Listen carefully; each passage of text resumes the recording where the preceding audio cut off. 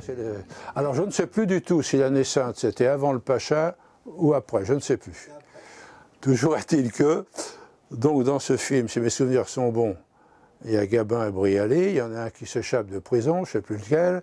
Bref, en présentation au film, il y a d'abord deux journalistes de télévision qui expliquent ce qui vient d'arriver, et Giraud me dit, bon, alors, à tel moment, il faut ralentir, je vais faire passer des images, bing, bing, bing, bing. Bon, donc on démarre.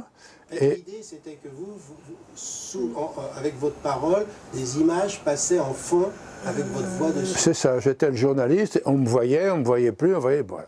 Et donc Giraud me dit, il faut ralentir là, il faudra là, pour ceci, pour cela. Bon.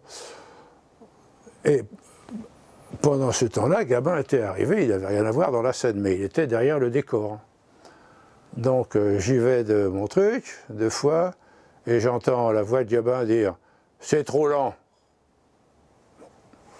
Giraud, Fauderche, ne dit pas j'ai demandé à Duplex 2, dit oui, oui, on recommence.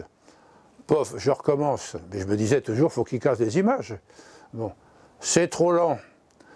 Bon, alors à un moment, au 3e ou 4e, c'est trop lent.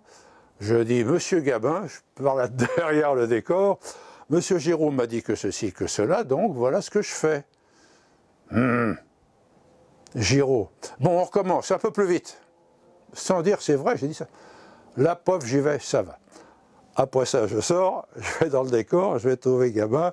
Je vais écouter monsieur Gabin, je tiendrai à vous dire, mais ne casse pas les meules, mon petit gars. Comme ça.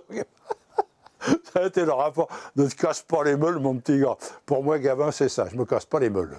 Et alors, le plus beau, c'est que l'autre copain aussi, je ne sais pas ce qui s'est passé, mais enfin, ils ont dû trouver. Dans 2-3 films, ça s'est passé comme ça, que le film était trop long, donc on coupe le début. Enfin, quand ça correspond. Donc, on ne me voit pas dans le truc. J'ai un autre film de... Alors, je ne sais plus comment il s'appelle, avec Reggiani, où là, c'est carrément les 10 dernières minutes avec Reggiani qui ont été coupées. Parce que je crois qu'ils ont estimé, si mes souvenirs sont bons, qu'il était mieux de laisser le suspense sans dire voilà la chose. Alors là, plac, plac. C'est formidable avec Gabin. Ah oui, c'était. Ne te casse pas les meules, mon petit gars. Mais il était très marrant. À un moment, il y avait du bruit, des ouvriers à l'extérieur. Bon, il dit allez leur filer une photo dédicacée, puis qu'il la ferme.